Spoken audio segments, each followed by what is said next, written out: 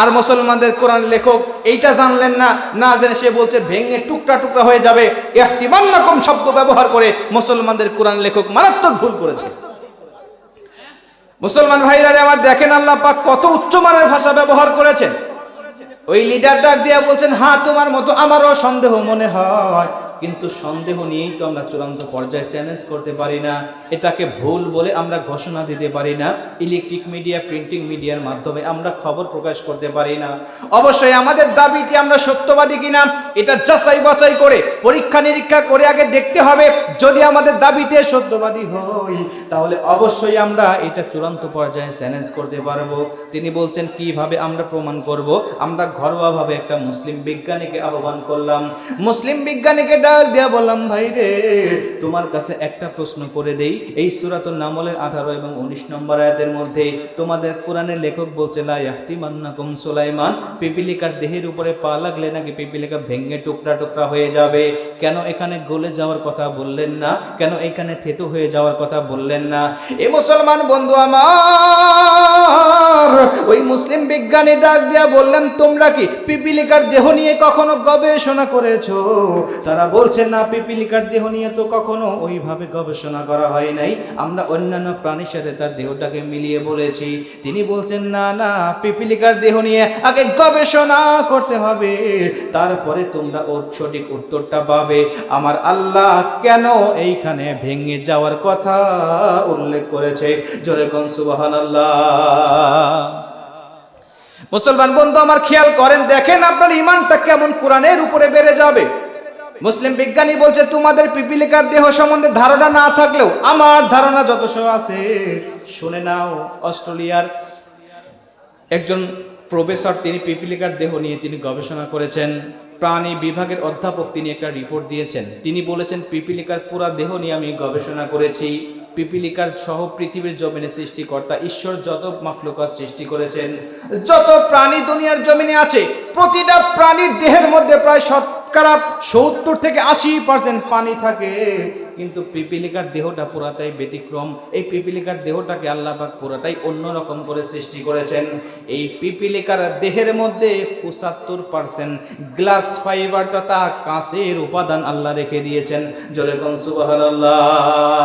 শুধুমাত্র তাই নয় রে বিজ্ঞানীরা, শুনে রেখে দাও, আমি পিপিলিকার দেহ নিয়ে বেশি আরো অবাক হয়েছি, আরো বেশি আশ্চর্যজনক তথ্য পেয়েছি যখন দেখলাম পিপিলিকার মাথা এবং মূল বডিটা পুরা 75% নয়, 80% নয়, 90-95ও নয়, 100% গ্লাস ফাইবার তথা উন্নত মানের কাজ দিয়া আল্লাহ এই মাথা এবং বডিটাকে আবরণ দিয়ে মুড়িয়ে রেখেছেন। জোরে কোন সুবহানাল্লাহ। আল্লাহু আকবার বলেন। 100% গ্লাস ফাইবারের আবরণ দিয়ে এই পিপিলিকার বাহ্যিক আবরণটা আল্লাহ মুড়িয়ে রেখেছেন।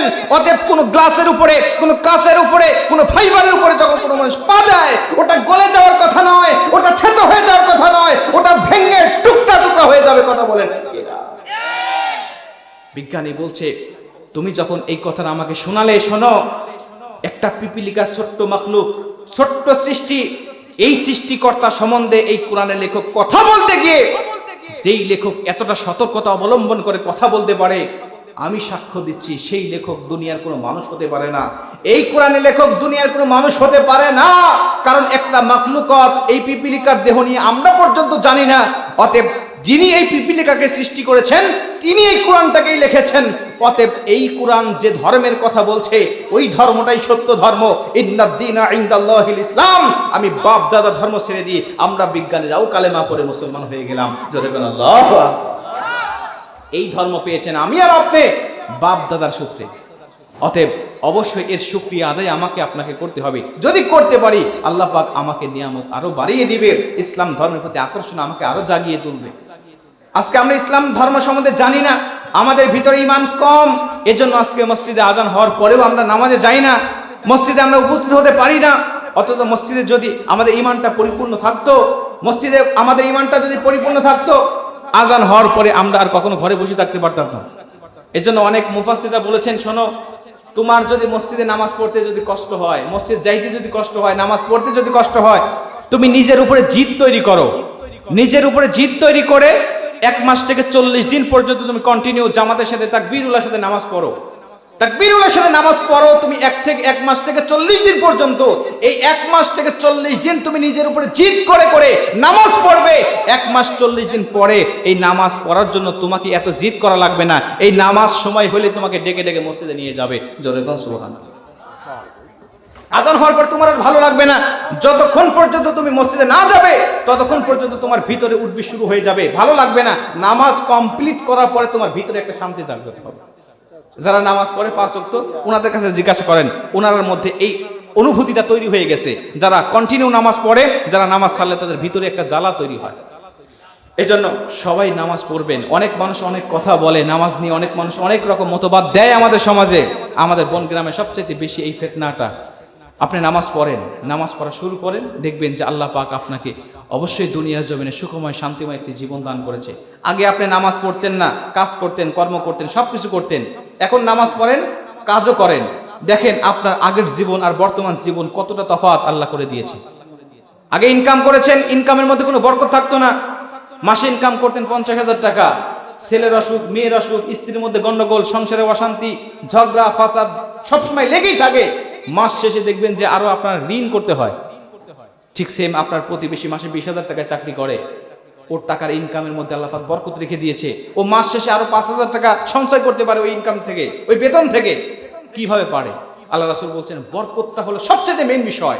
যার মধ্যে বরকত থাকবে ও অল্প টাকা, অল্প ইনকাম, অল্প রুজি দিয়ে দুনিয়ার জন্য সুখময় জীবন অর্জন করতে পারবে। আর যার ঘরে বরকত থাকবে না, ওর ঘরে কখনো হাজার হাজার ডলার ইনকাম করার পরেও ওর কখনো ঘরে সুখ এবং শান্তি আসবে না। কারণ বরকতটাই হলো মেইন বিষয়।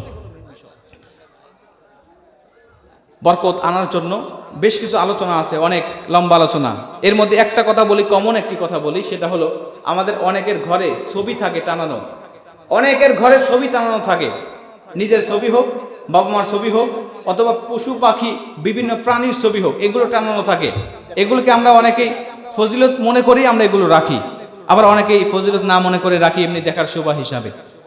আল্লাহ রাসূল সাল্লাল্লাহু আলাইহি ওয়াসাল্লাম বলেছেন, আটটা ঘরে, 8 প্রকার বাড়িতে কখনো রহমতের ফেরেশতা প্রবেশ করে না, বরকত প্রবেশ করে না। সব সময় অশান্তি লেগেই থাকবে, যত ইনকাম করুক বরকত থাকবে না। তার মধ্যে এই 1 নম্বর হলো যে ঘরে ছবি মূর্তি থাকে। আপনারা আপনাদের বাড়িতে ছবি মূর্তি কখনো রাখবেন না, এগুলো নামিয়ে রাখবেন, এগুলো ঢেকে রাখবেন, এমন অবস্থায় রাখবেন যাতে দৃশ্যমান না হয়। আপনার ঘরে রহমতের ফেরেশতা আসবে। ঘরের মধ্যে নাপাকি রাখবেন না, সবসময় পাক পবিত্র রাখবেন। এই সমস্ত বিষয়গুলো মেনটেন করে যখন চলবেন, দেখবেন যে আল্লাহ পাক আপনার সংসারে বরকত দিয়েছে। আর আপনার সংসারে যখন বরকত চলে আসবে তখন সব কিছুতেই আপনার ভালো লাগবে। আর ওই ঘরে আপনার নামাজ পড়লে নামাজও হবে না যদি ছবি মূর্তি থাকে। আল্লাহ না করুক যদি ওই ঘরে মৃত্যুবরণও হয়, রহমতের ফেরেশতা মরণের সময় আপনার কাছে আসবে না। অতএব বেঈমান হয়ে মরার সম্ভাবনা বেশি থাকবে। এই জন্য ছবি মূর্তি কারো ঘরে রাখবেন না। কোরআন যে কথা বলেছেন, আমি যে আয়াতটা নিয়ে আলোচনা করলাম, সূরা ইউনূসের 18 নম্বর আয়াত, 58 নম্বর আয়াত, আল্লাহ পাক বলেছেন এই নবী আর এই কোরআন পেয়ে তোমরা সন্তুষ্ট থাকো, এই নিয়ে তোমরা জীবন গঠন করো, তাহলে দুনিয়ার জমিনে তোমরা সুখময় থাকবে।